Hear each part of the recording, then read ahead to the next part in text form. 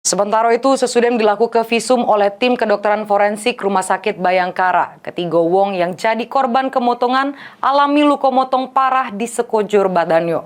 2 wong alami luka motong 100%, sedang si korban lagi 80%.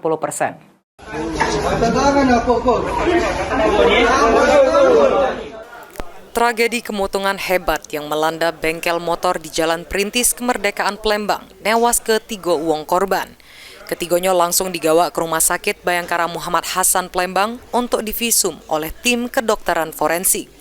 Ketiganya ngerupakan bini pemilik rumah, anak mantu, sama keponakannya yang tewas temutung karena terjebak di jero kamar pas kemutungan terjadi.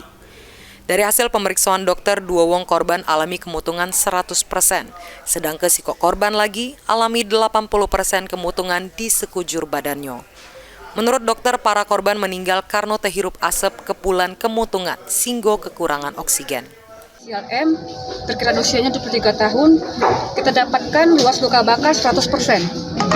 Dengan derajat luka bakarnya derajat 3 dan derajat 2B.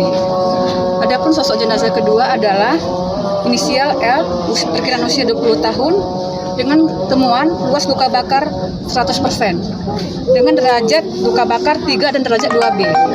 Jenazah yang ketiga kita dapatkan jenazah inisial SR, perkiraan usia 55 tahun, dengan temuan luas luka bakar 82%, dengan derajat luka bakar 2B dan 3. Dari hasil pemeriksaannya, kami dapat simpulkan untuk sementara diduga akibat terhirupnya mati lemas akibat terhirupnya udara atau inhalasi CO2. Tangisan dari keluarga sama kawan korban pun pecah pas ketiga jasad korban digawa dari rumah sakit untuk disemayam ke di rumah korban.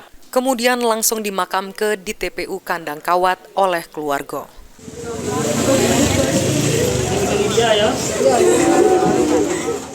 Mulyadi, PAL TV.